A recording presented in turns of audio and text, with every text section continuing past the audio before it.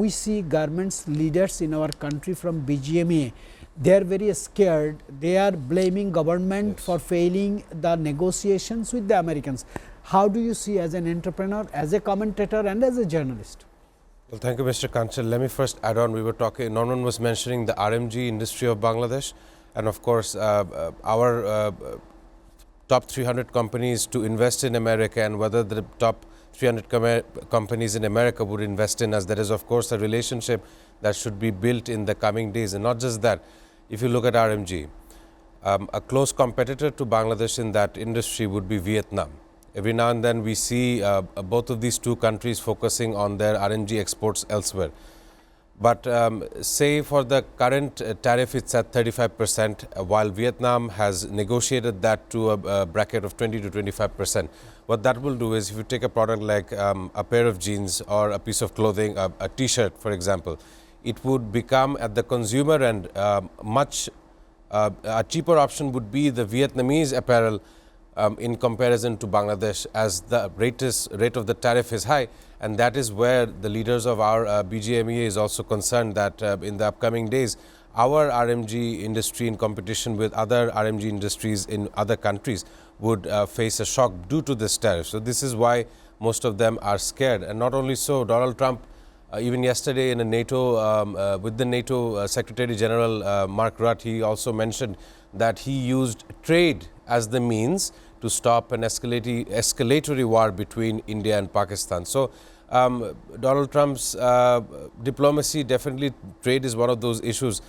Of course, we still have time up until August 1st when it was supposed to kick in. So let's see if this pure competition can be met with other nations like Vietnam and Cambodia. Right. What do you think are the real objectives behind Russia's renewed aggression, and how effective has NATO been responding so far? NATO had a recent meeting. Well, Mr. Kanchan, the NATO countries did have a meeting, and what was discussed is all the NATO members will try to meet the allocation of 5% of each and every member country from their budget to be spent on military spending up until 2035. Not just that, you mentioned saying the US was to send Patriot missiles to Ukraine.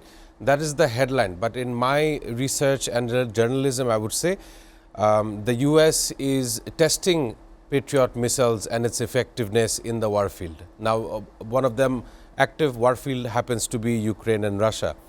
Of course, the two countries do have historical ties of being in one federation as well.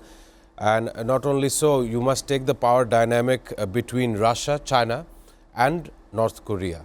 These three countries do seem to be balancing or counterbalancing what the United States often impose amongst these countries.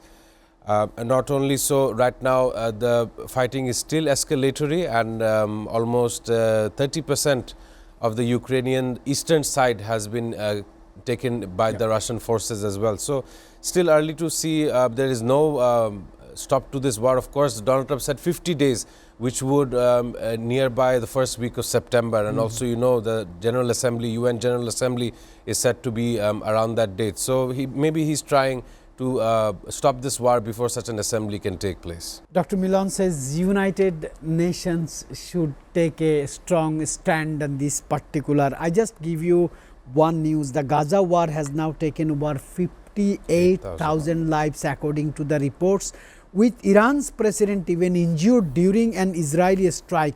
How close are we to a wider regional war? On the other side, given Iran's depending involvement, is there any credible path to de-escalation in the Israel and Gaza war? Because Iran has indirect involvement because Iran has proxy fighters, Houthi, Hezbollah, Hamas. And are we heading toward a larger Middle East confrontation, because United States is quite strong? Well, thank you, Mr. Kanchan. Let me add on here that the 12-day war that we covered some days ago, this was only the starting or only the beginning of a further larger escalation in the coming days. I really hope that we don't get to see such an escalation. However, let me give you a breaking news in terms of the Gaza and Israel issue. Officials from 30 countries are set to meet in Colombia to halt this Gaza war. It will be a 2-day event and it's convened by the Hague Group, co-chaired by Colombia and South Africa.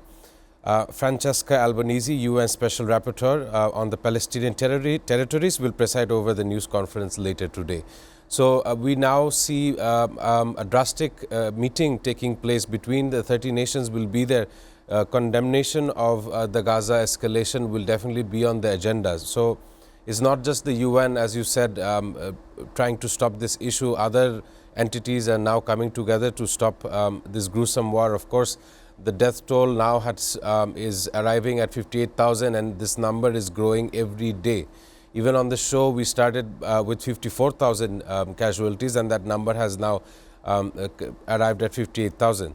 So let me just also add on to the fact about Iran. You said in the latest, Mr. Abbas Araghchi, Iran's foreign minister, he had said that he is willing to re-engage in nuclear talks with the US if there were assurances of no more attacks against Iran. And not only so, he had mentioned saying about the IAEA, which he said has not stopped but will take a new form.